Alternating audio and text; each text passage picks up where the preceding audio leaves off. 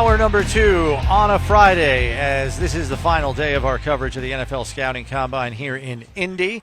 Chris Brown, Steve Tasker with you, and pleased to be joined by a regular Friday visitor to the show, senior producer from NFL Films, Greg Cosell, on site, in person, in the flesh. Ready to talk edge prospects this week. We'll be doing a different position group with Greg in successive Fridays, but for now, we start on the edge where the Bills do have a positional need. We're not really thinking there's a great chance that Von Miller remains in the fold. He represents an $8.5 million cap savings if they decide to move on from him. He turns 36 years old next month. So the edge rushing component, they're going to need to add there. So let's dive right in here, Greg. First, give me your thoughts on the group of edge rushers, at least through the first 2 days. Do you think it's a relatively strong group? Yeah, I do. I mean, I think the one thing people have to remember is that no one really comes in as a finished product. So, and again, the Bills are drafting, 30, is it? 30th. 30. So assuming they stay there, this is a draft where there's a sense that there's not 30 first-round players, which there never are, but because it's a first-round pick, there's always a sense with the fans that, hey, this guy's got to come in and be a big factor right away. Right. And that may or may not be true. There's certain guys that obviously I like, that I've done. I've done a good number of edge players. Overall, this would be considered a pretty solid class, though, of guys that will be quality NFL players. We don't know what level. Some might be stars. Some might just be really solid. But it's a good group when you watch their college tape. Because of the production or because of their traits? Or I tend to that's a great question, by the way. I tend to really look at traits and attributes more than anything. But I will say this. If a guy has, very, very little production, I think you have to think hard about that. Because unless a guy is maybe 20 years old, and there are some young players in this draft, unless you feel he just hasn't really developed or that he's coachable in a certain way to really help with his development, it's not too often that a guy has very little college production and then all of a sudden has great NFL production. More commonly, it would be this guy, Shamar Stewart. He's the most fascinating guy. Right.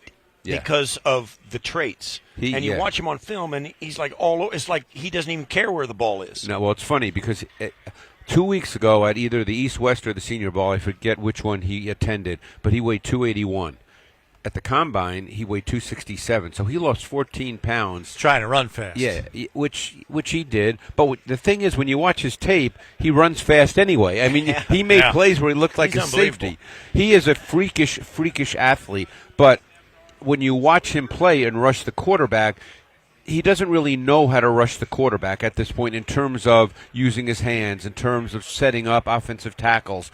So are those things theoretically, Steve, teachable? Yes, they are, but you just don't know. Yeah. But they are theoretically teachable, but there's no question he's a freakish athlete. Right. Somebody's going to get seduced by his physical traits and take him and say, we can develop that guy. Right, and you know what? It may work. It may be great. It might. But there's no question. I mean, I just remember watching him run down some players from sideline to sideline and then having to check that, well, this guy's 281 pounds. All right. Yeah. Tell me what you think of James Pearce out of Tennessee. Ran fast yesterday, but short on the arm length. Yep. So, from not an ideal measurable edge. Right. But has speed to burn.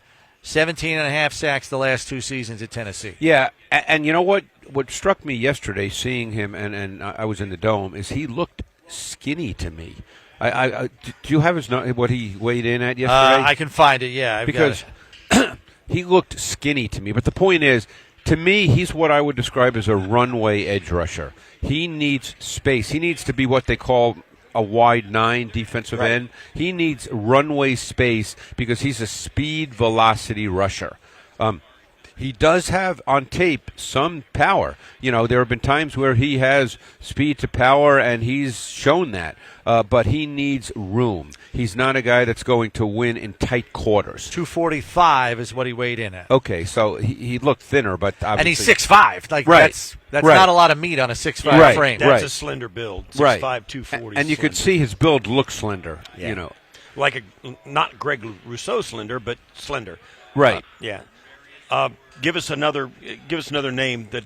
The guy who I find really interesting, and I watched his tape last summer when he led the Big Ten in sacks at Purdue, and then I watched his tape this year when he transferred to Texas A&M, is Nic Scourton. Yeah. Now, he came in a little lighter. I think he weighed in the high 260s, where he looked like a 280-pound guy when you watched his film.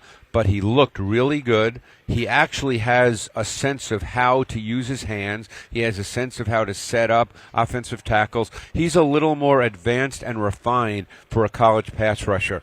He's a player that I could see getting to the NFL and really his game advancing, because I think he has an idea right now. And obviously you always need more to learn when you get to the next level and you're playing against better players. But I think he definitely knows what it means to have a plan and to do the work. So he's a player I really liked. Do you call him speed to power, or what kind of edge guy is he? I think he, in a sense, can be both if he can develop. Okay. Because I remember watching his tape last summer when he led the Big Ten in sacks at Purdue, and he ran through guys. He attacked guys' chests. Now, here's the second question here. And by the way, he weighed in at 257. Oh, 257. So he's way down. Yeah. He's obviously on the other side of Stewart. How do you evaluate the tape when you have another premier talent on the other side, knowing time and again there are going to be one-on-ones for one of those two guys? How do you factor in their playing production when you know there's a premier player on the other edge?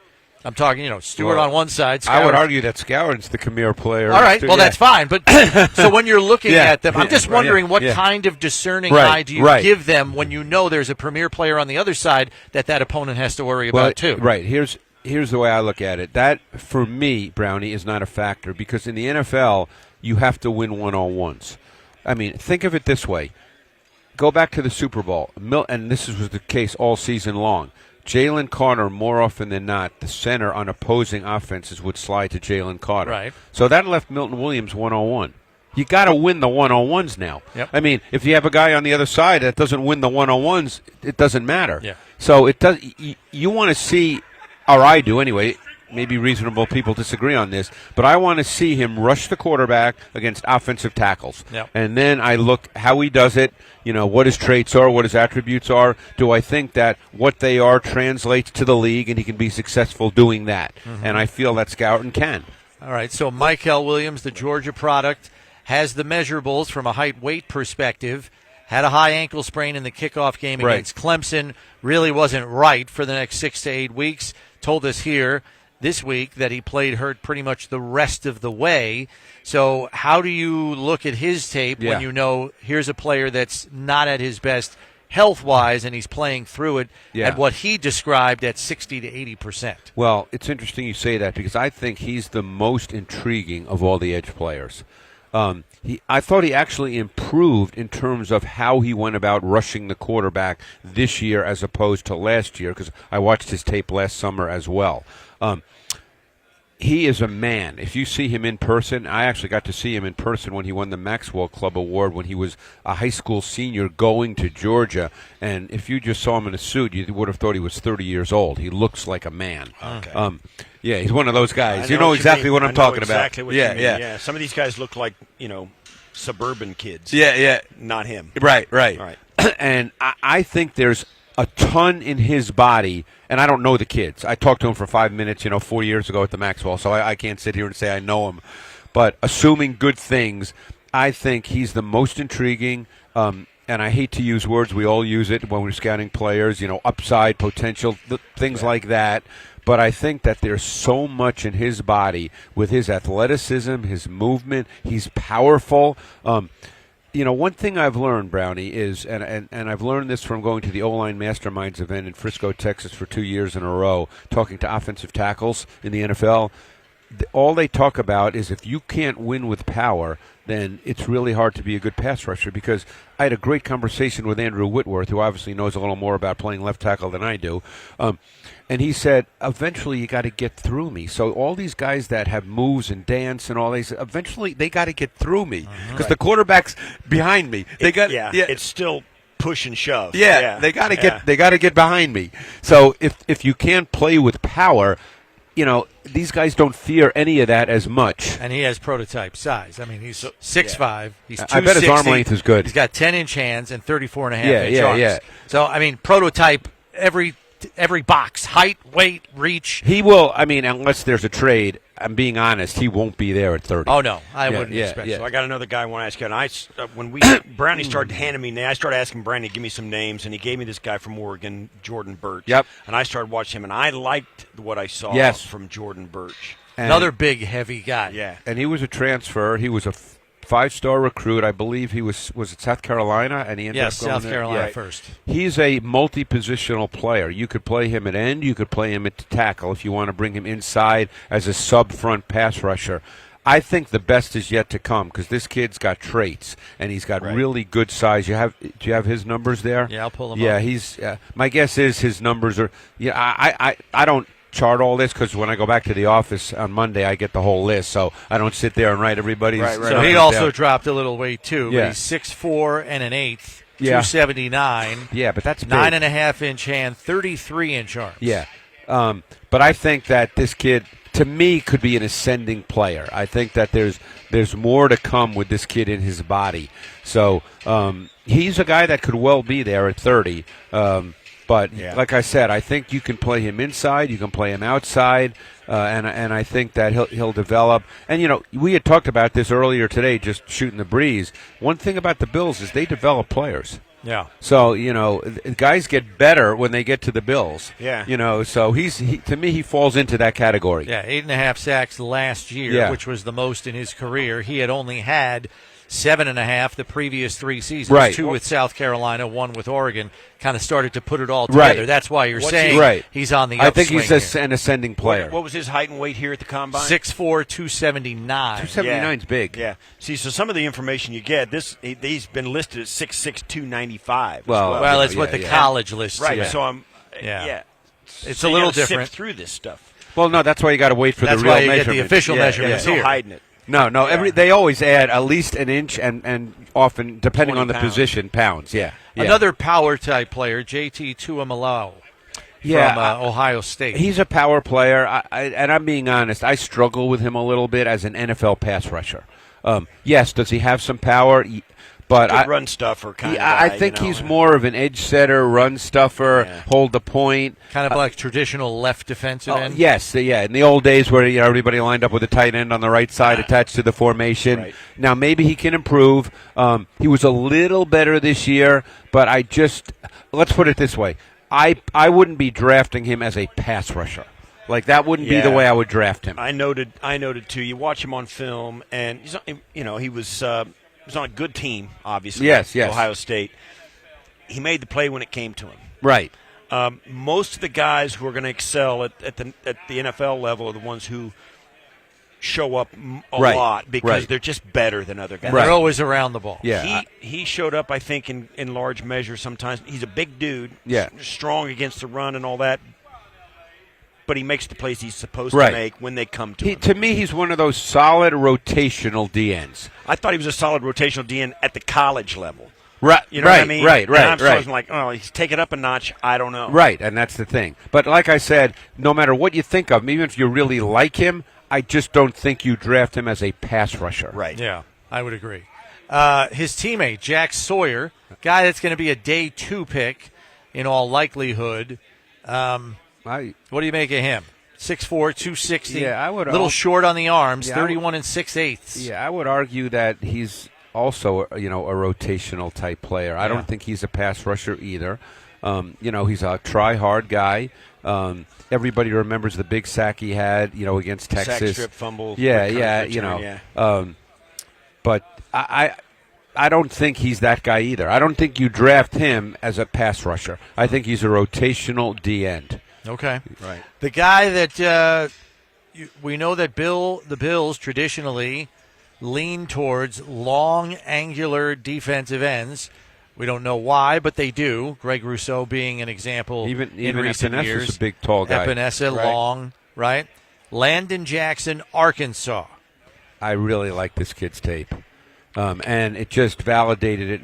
Watching his movement yesterday in the Dome, for a guy that is long and some might think is gangly, he doesn't really move that. He just moves differently because of his length, but he is not stiff. He's not segmented. I love his tape.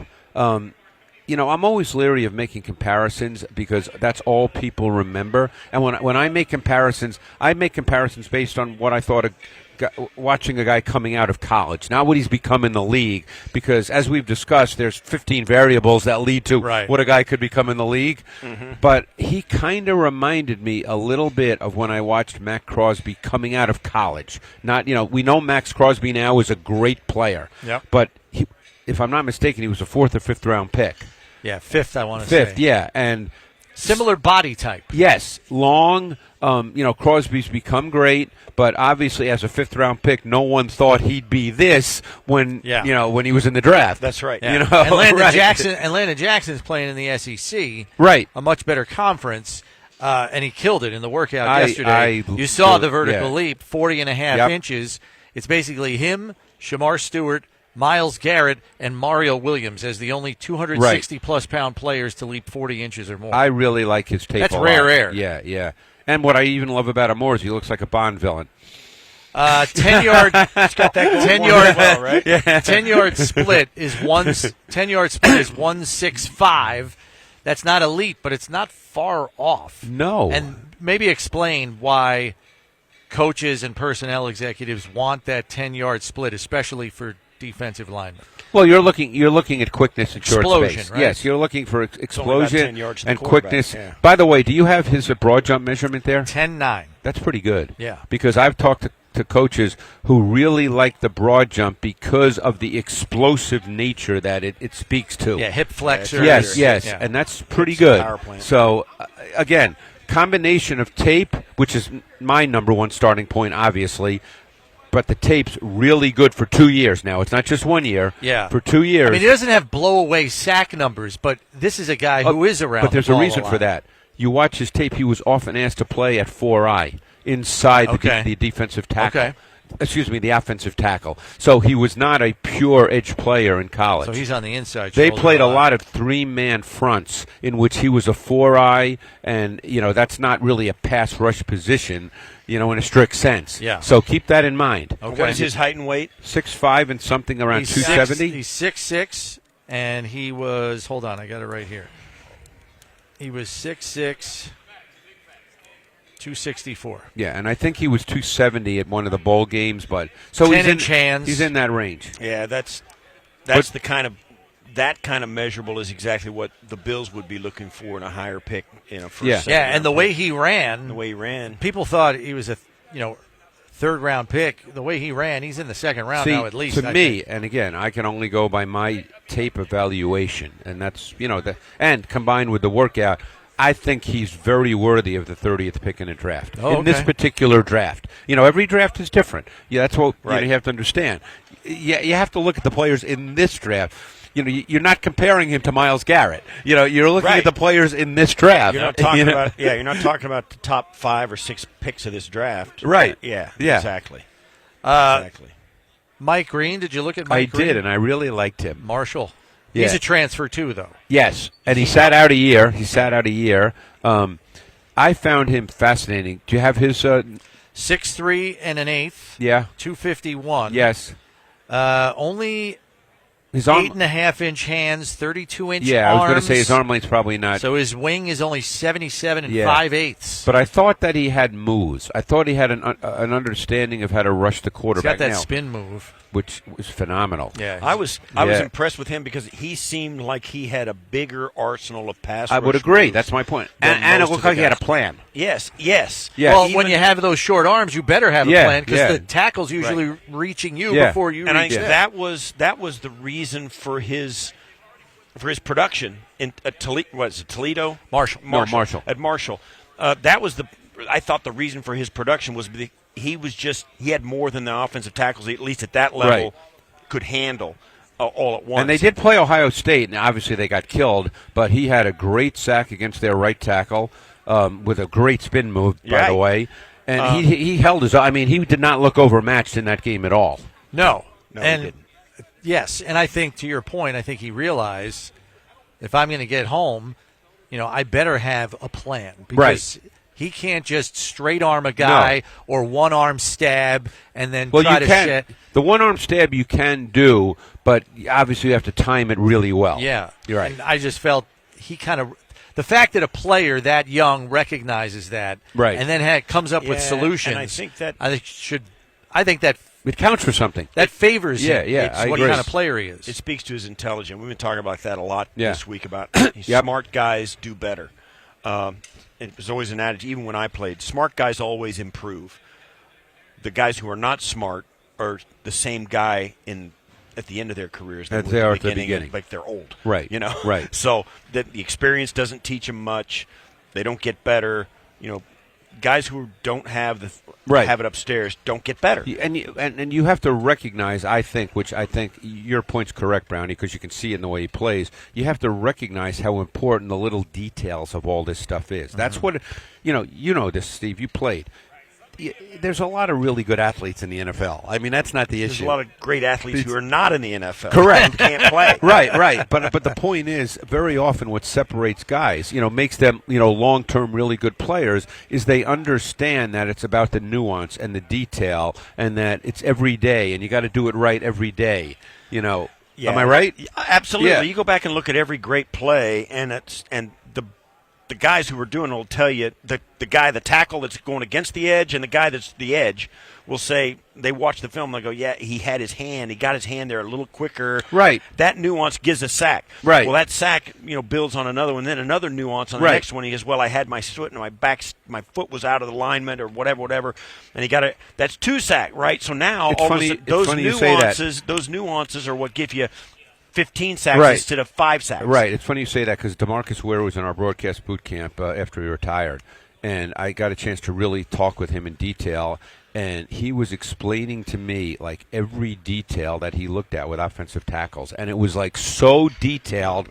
Like which foot did he start with? Did he move it out 3 inches? Did he move it out 8 inches? I mean, he knew every single detail about the guys he was playing against. They even when they're in their stance. Yeah. Well, in this one, see where his left hand is up on his hip. This one, it's halfway down his thigh. I'm like, well, what? Right. No. I mean, that's what it comes down to. Yeah. Yeah, no question about it. Greg, thanks for running through the edge rushers for us. We'll hit another position group next week with you as we count down to the 2025 NFL Draft.